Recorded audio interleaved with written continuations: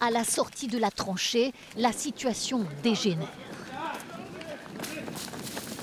Nous suivons toujours le ministre. Première frappe, elles surprennent la délégation, dont les militaires. Deuxième tir d'obus, à moins de 50 mètres du ministre. Il est plaqué au sol et protégé par ses gardes du corps. Il est ensuite exfiltré, alors que les obus tombent encore. Le ministre de l'Intérieur ukrainien dans les tranchées cet après-midi.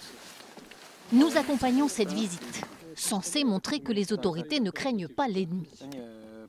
Ces séparatistes pro-russes, dont le ministre regarde les positions à moins de 300 mètres.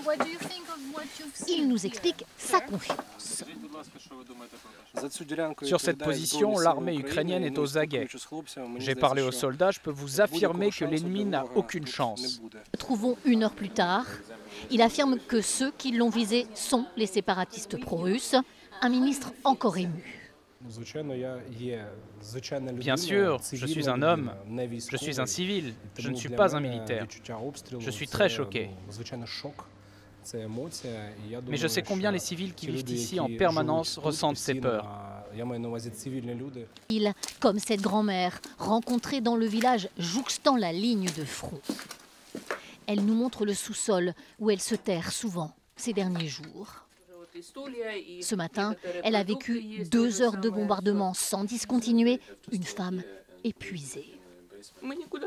Je n'ai aucun autre endroit où aller.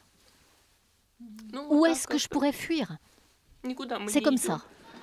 Toujours dans ce même village, le quartier général des forces ukrainiennes.